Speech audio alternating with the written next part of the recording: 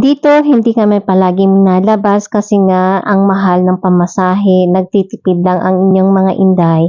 So sa tuwing kami naman ay lalabas, una namin pupuntahan bago kami gumala, dito talaga muna kami pumapasok para magpasalamat sa pang-araw-araw naming ginagawa.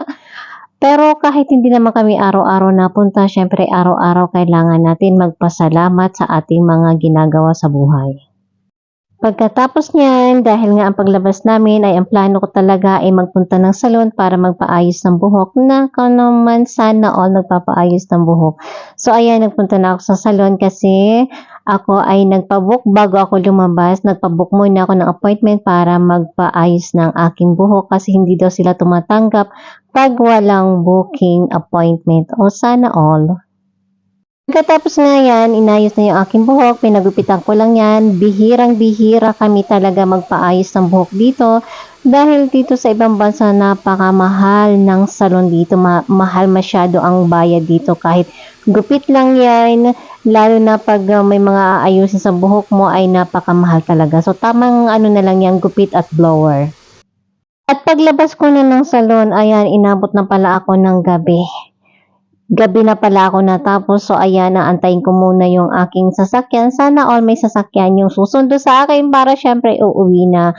Syempre, bago ako umuwi, idadaan muna ako para makabili ng makakain. At kung nagustuhan niyo po ang aking video na ginawa ngayon, baka naman makahingi dyan ng isang like, comment, share, and subscribe na rin po. Para naman lumaki ang ating channel para sa mga susunod natin na mga video mas marami pa tayong mapag-uusap-usapan. So ako po inyong Inday na nagtatrabaho sa bansa ng Bahrain. So ayan na nga, nakarating na kami sa shawarma shop. So ang binili ko lang talaga dito ay shawarma lang para habang nasa sasakyan ako ay nakain na ako. O, di ba? So ang nabili kong shawarma ay nagulat ako kasi ang laki-laki niya. Talaga lang, isa lang, busog na busog ka na. So, may pang-uwi pa ako. Yun lang po. Maraming salamat. God bless.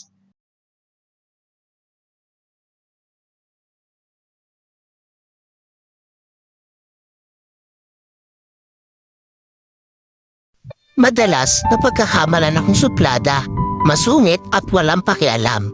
Totoo yun, wala talaga akong pake sa buhay ng iba dahil ang focus ko sa sarili kong pamilya at sa future ko.